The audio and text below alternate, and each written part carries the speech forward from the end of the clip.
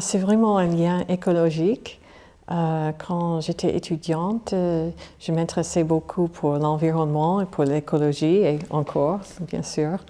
Et j'étudiais la philosophie politique, et Rousseau était un philosophe pour moi, qui était un philosophe qui s'intéressait pour la politique et pour l'environnement, pour la nature. Et c'est pour cette raison que je suis venue à Rousseau.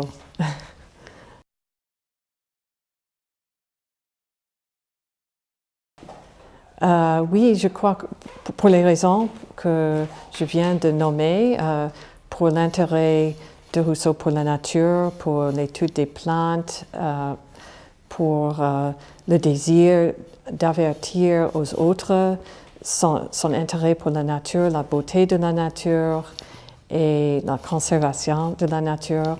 Il y a beaucoup de raisons, mais pour moi, ce sont les raisons principales.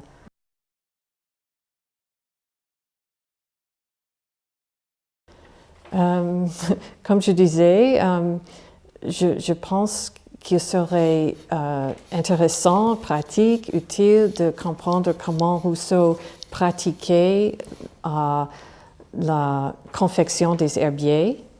C'est une pratique qui est très peu connue, surtout parmi les spécialistes pour Rousseau. Et c'était une pratique qui exigeait beaucoup de temps, de connaissances en botanique, des connaissances dans l'art de faire des livres. Il y a un ensemble de pratiques qui sont là à découvrir, et ça montre comment Rousseau s'insérait dans la tradition botanique.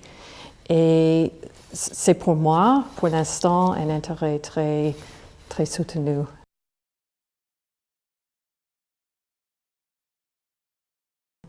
À Genève, vous avez ce jardin botanique qui serait, je pense, un lieu parfait pour montrer les aspects que je viens de décrire, de la pensée de Rousseau dans la botanique.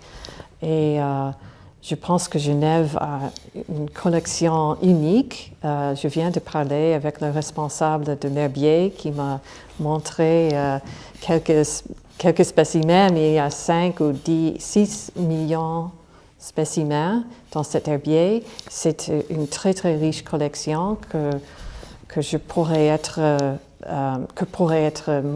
montrée au public au cours de cette célébration de Rousseau.